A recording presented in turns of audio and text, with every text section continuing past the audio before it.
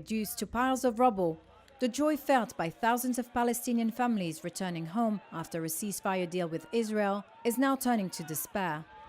The cold reality of uninhabitable, bombed-out homes and dire shortages of basic supplies is setting in. Fahad Abu Jahum returned with his family to Jabalia from the Al-Mawazi area in South Gaza. The destruction they found was so widespread that they had no choice but to head back south.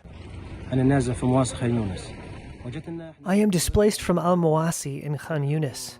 When they announced the ceasefire, they said the displaced could return north. We missed the north. My base is in the north, and my whole life is in the north in Jabalia camp. 3 days ago, we headed north, but it was destroyed. There was no life. Nothing. It's a very difficult situation.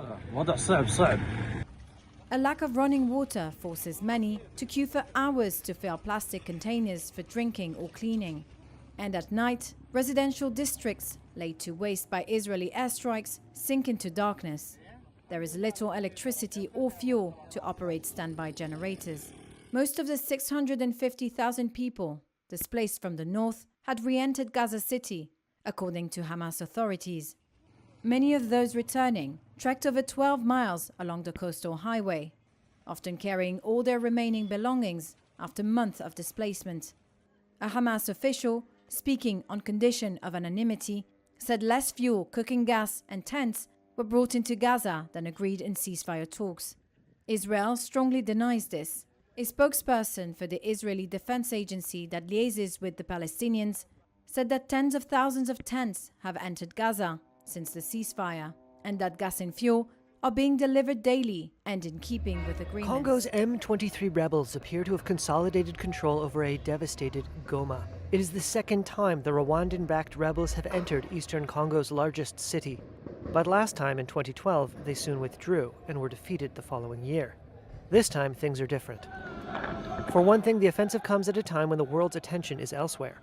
As one Western diplomat put it, quote, "The U.S. is looking inwards. Europe is divided. The Middle East is in turmoil. Kagame seized the moment." The 3-decade conflict in Congo's east is rooted in the long fallout from the Rwandan genocide and the struggle for control of Congo's mineral resources. Rwandan President Paul Kagame's government has long denied supporting M23, but that's despite findings to the contrary in numerous UN expert reports. Nevertheless, Kagame has been able to trade on his image as a stable partner in a tumultuous region. He has spent the last decade charming the nations that could hold him accountable for transgressions in Congo. He has ingratiated himself with Britain, for example, agreeing to accept asylum seekers in Rwanda. Though the UK government has scrapped the migration deal, it says it is keen to maintain close ties. Sources say France's President Emmanuel Macron is working behind the scenes to calm the situation, and has spoken with both Kagame and Congo's President Félix Tshisekedi. But Paris is also nurturing relations with Rwanda. It is keen to repair damage from its role during the Rwandan genocide, and to bolster its influence across the continent as its authority wanes in its former West African colonies. Kagame also deployed thousands of Rwandan troops to fight an Islamist insurgency in Mozambique that threatens a major French gas project. Meanwhile, analysts said Congo's neighbors are more reluctant to get involved militarily this time.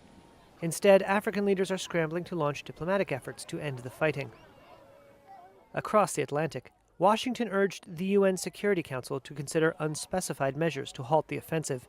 The Rwandan president said he had agreed on the need for a ceasefire in a phone call with the U.S., but gave no indication of bowing to demands for a withdrawal from Goma. Syria's de facto leader, Ahmed al-Sharaa, was declared president for a transitional phase on Wednesday, allowing him to further tighten his hold on power 2 months after he led a campaign that toppled Bashar al-Assad.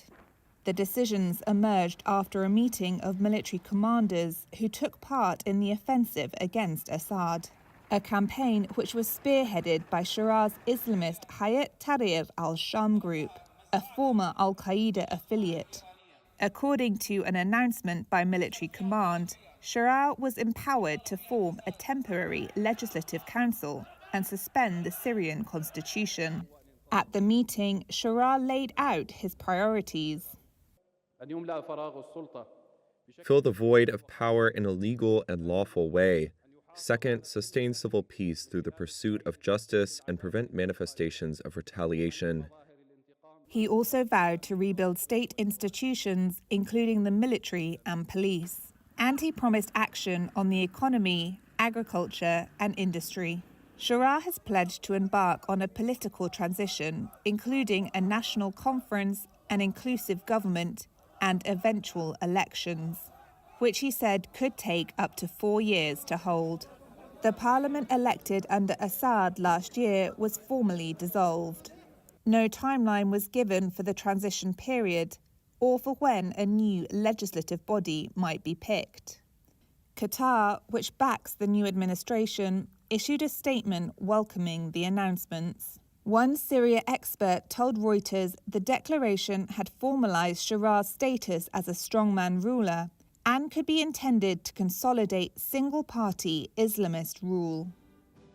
U.S. President Donald Trump on Wednesday ordered the expansion of a migrant detention facility at Guantanamo Bay. Today, I'm also signing an executive order to instruct the Departments of Defense and Homeland Security to begin preparing the 30,000-person migrant facility at Guantanamo Bay. Most people don't even know about it. We have 30,000 beds in Guantanamo to detain the worst criminal illegal aliens threatening the American people. Some of them are so bad we don't even trust the countries to hold them because we don't want them coming back, so we're going to send them out to Guantanamo. This will double our capacity immediately, right? And tough. That's a tough place to get out of.